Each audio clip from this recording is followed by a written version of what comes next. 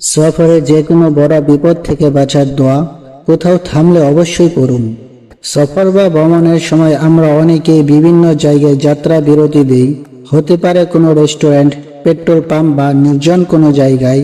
কিন্তু আপনি কি জানেন, অচেনা জায়গায় জিন, ইনসান বা যে কোনো ক্ষতিকারক সৃষ্টির বড় ধরনের বিপদ বা অনিষ্ট থেকে বেঁচে থাকার একটি জাদুকরী ও শক্তিশালী দোয়া রয়েছে। রাসূলুল্লাহ সাল্লাল্লাহু আলাইহি সাল্লাম আমাদের এমন একটি ছোট কিন্তু অত্যন্ত পাওয়ারফুল দোয়া শিখিয়েছেন, যা পড়লে কোনো কিছুই আপনার ক্ষতি করতে পারবে না। দোয়াটি হলো আউযু বিকালিমাতিল্লাহিত তাম্মাতি মিন শাররি মা খালাক। অর্থ, আল্লাহর পরিপূর্ণ কালিমা সময়ের মাধ্যমে তার সৃষ্টির অনিষ্ট থেকে আশ্রয় প্রার্থনা করছি।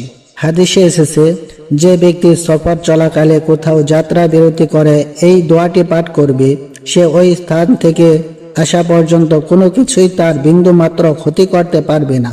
সহিহ মুসলিম 2708। সুবহানাল্লাহ, এটি যেন এক অদৃশ্য ঐশ্বরিক নিরাপত্তা কবচ। পরের বার যখনই ভ্রমণে বের হবেন এবং কোথাও থামবেন, এই দোয়াটি পড়তে একদম ভুলবেন না। আপনার প্রিয়জনদের নিরাপদ রাখতে ভিডিওটি এখনই তাদের সাথে শেয়ার করুন এবং এমন আরো ইসলামিক আমল জানতে চ্যানেলটি সাবস্ক্রাইব করে রাখুন। ফি আমানিল্লাহ।